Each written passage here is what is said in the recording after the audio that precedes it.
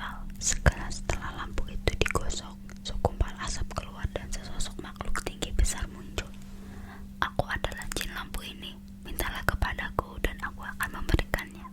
Walaupun tidak percaya, Aladin dan ibunya meminta makanan dalam sekejap. Buah-buahan lezat terhidang di atas piring emas. Kebahagiaan mulai menyapa Aladin dan ibunya. Mereka tak menderita kelaparan lagi. Suatu hari, Putri Budur, anak perempuan Sultan, berkunjung ke mata air bersama dayang-dayang. Mereka melintas di dekat rumah Aladin. Saat melihat Putri Budur, Aladin tersentak. Ia jatuh cinta pada pandangan pertama kepada Putri Budur. Nih, Putri Budur. Ibu Aladin membawa batu permata yang diambil Aladin dari dalam gua dan memberikannya kepada Sultan untuk meminang putrinya. Sultan pun menjawabnya, "Baiklah, tetapi putramu harus membangun sebuah istana megah untuk putriku atau nyawanya akan melayang."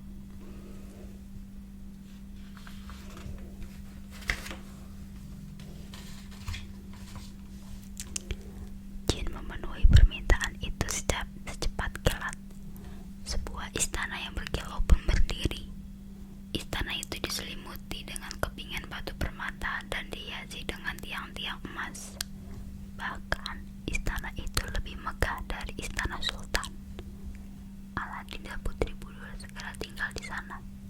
Kedua orang tua mereka merasa bahagia. Pesta pernikahan mereka dirayakan sampai 1000 hari.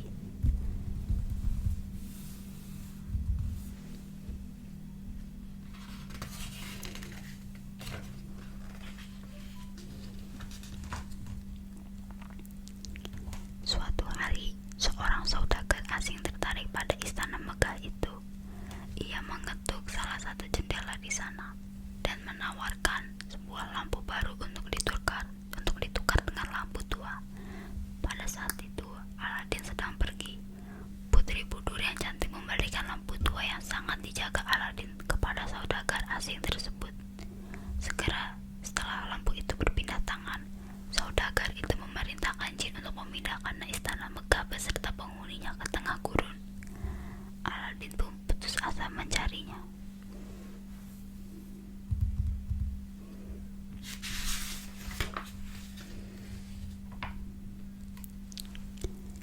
Namun, dengan bantuan cincin ajaib yang selalu dikenakannya, Aladin akhirnya berhasil menemukan kembali istananya dan membuat penyihir jahat itu terlelap.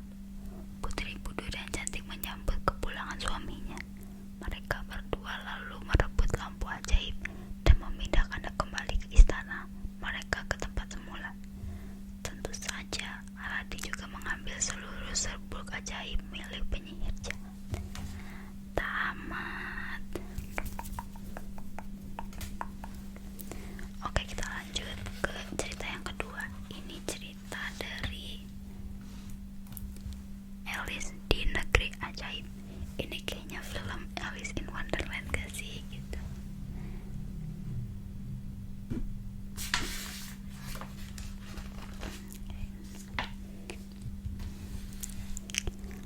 Alice membaca sebuah buku sambil berbaring di atas rumput.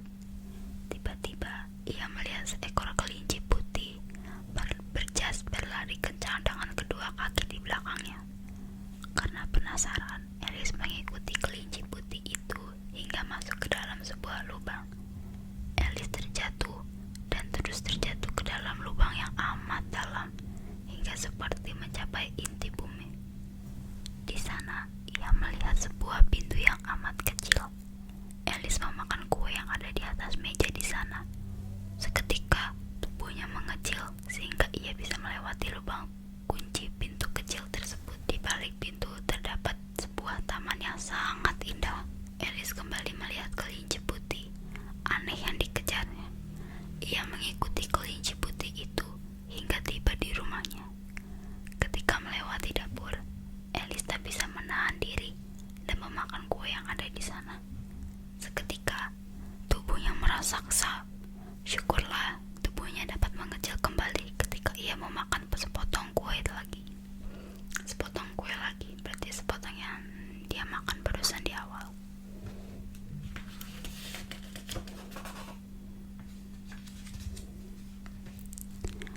Alice kembali mengikuti kelinci putih, tetapi kehilangan jejaknya saat perhatiannya terpaku pada seekor ulat raksasa. Ulat itu duduk di atas sebuah jamur dan berkomentar tinggi. Badan Alice, belum pernah kulihat anak perempuan sekecilmu. Mendengar ucapan ulat, Alice tak sakit hati. Ia kembali berjalan hingga tiba di jalan yang bercabang. Alice bertanya pada seekor kucing besar yang memperhatikannya dari atas dahan. Dari sana, kamu berangkat ke situ. Lalu dari situ, kamu kembali ke sini. Ucapan yang membingungkan itu sama sekali tak membantu Alice.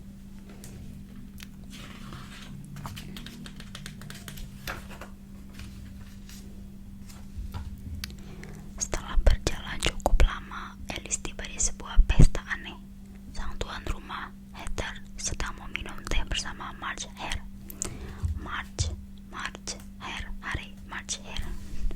Teko-teko berisi teh hangat berputar-putar di sekitar mereka. Alice dipersilakan duduk dan disuguhi setengah cangkir teh. Ia mendengarkan percakapan konyol mereka selama beberapa menit tanpa berusaha menyela. Namun, Alice bukan anak perempuan yang sabar. Ia berdiri dan meninggalkan pesta tanpa pamit.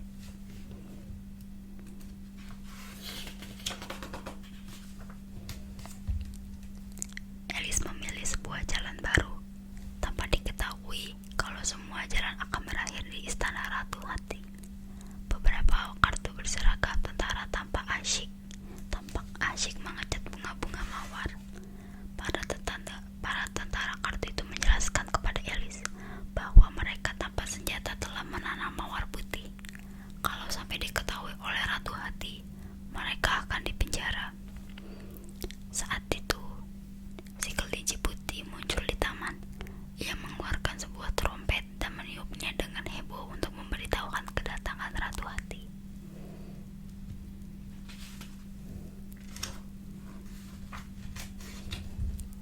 Ratu Hati tertarik kepada Alice. Ia mendekatinya dan bertanya apakah Alice bisa bermain croquet. Aku baru dengar ini apa? Croquet, cemiut. Alice diberi sebuah tongkat pemukul berupa burung flamingo. Sebenarnya Alice tahu cara bermain croquet. Tetapi ia tak mengerti mengapa yang dipukulnya bukan bola, melainkan seekor landak. Kebingungan Alice membuat Ratu bertabiat buruk itu murka. Alice segera diadili. Kelinci putih dan Heather dipanggil untuk bersaksi. Tak seorang pun tahu bahwa sebenarnya Ratu telah memutuskan bahwa Alice bersalah.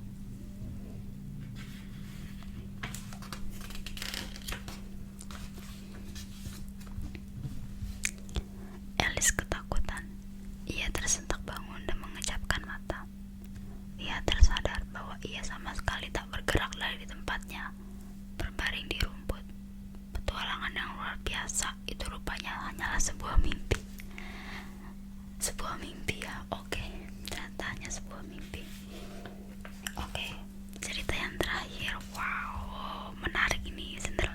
Cinderella adalah seorang gadis yang cantik dan baik hati. Ia melakukan seluruh pekerjaan rumah tangga, sementara kedua kakak tirinya yang jelek dan malas menghabiskan waktu di depan cermin dan duduk-duduk sepanjang hari. Ibu tiri Cinderella hanya memperhatikan kedua anak kandungnya itu dan memperlakukan Cinderella dengan buruk. Saat sedih dan lelah, Cinderella duduk di sebelah tungku perapian di antara abu. Itu sebabnya ia dipanggil Cinderella. Pekerjaan rumah tangga amat banyak dan melelahkan. Tetapi Cinderella tak pernah mengeluh. Ia selalu bersikap baik dan selalu tersenyum kepada kedua kakak dan ibu tirinya. Baik hati sekali kau Cinderella. Kesabaranmu setebal dompet. Suatu hari datang sepucuk surat undangan dari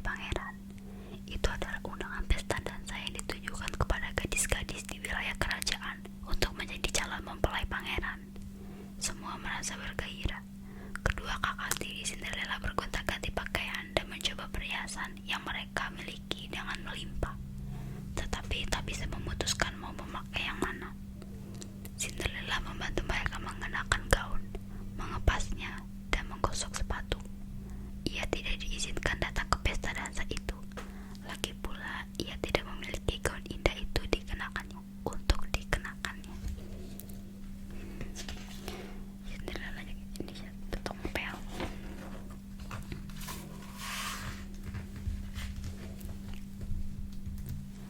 Malamnya, ketika kedua kakak dan ibu tirinya pergi ke istana, Cinderella pergi ke taman dan menangis karena ia juga ingin pergi ke pesta dansa. Tiba-tiba terdengar sebuah suara. "Jangan menangis, ibu peri ini akan membantumu." Cinderella sangat takjub saat sebuah gaun indah menyelimuti tubuhnya dengan sentuhan tongkat ajaib. Ibu peri mengubah labu menjadi kereta kencana dan 4 ekor tikus menjadi kusir-kusirnya. Sekarang Cinderella dapat pergi ke pesta dansa.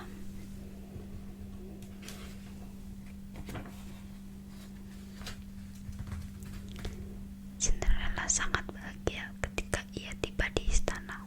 Ibu peri memperingatkannya agar ia tak pulang lewat dari tengah malam, karena sihirnya akan lenyap dan segalanya akan kembali seperti semula, termasuk gaun indah yang dikenakannya. Ketika Cinderella memasuki ruangan, semua orang terpukau. Wow, termasuk pangeran. Pangeran berdansa dengan Cinderella sepanjang malam. Apa gak pegel? Ia jatuh cinta kepadanya. Kedua kakak dan ibu tiri Cinderella amat iri kepada Cinderella, tetapi mereka tidak mengenalinya. Jam berlalu dengan cepat. Sewaktu jam di menara mulai berdentang, yang menandakan tengah malam telah tiba. Cinderella buru-buru berlari menuruni anak tangga.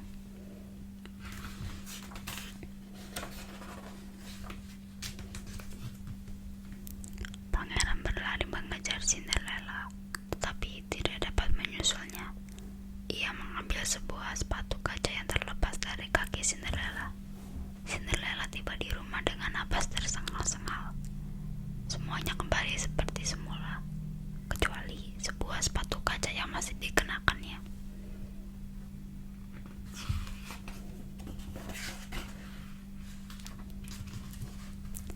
Pangeran mengadakan sayembara. Seluruh gadis di kerajaan mencoba mengenakan sepatu kaca yang ditemukan pangeran, termasuk kedua kakak tiri Cinderella. Ketika Cinderella dapat mengenakan sepatu kaca dengan sempurna, bahkan mengeluarkan pasangan sepatu kaca yang disimpannya, pangeran segera melamarnya. Mereka berdua pun hidup bahagia untuk selamanya. Wow, oke, ini buat next video selanjutnya.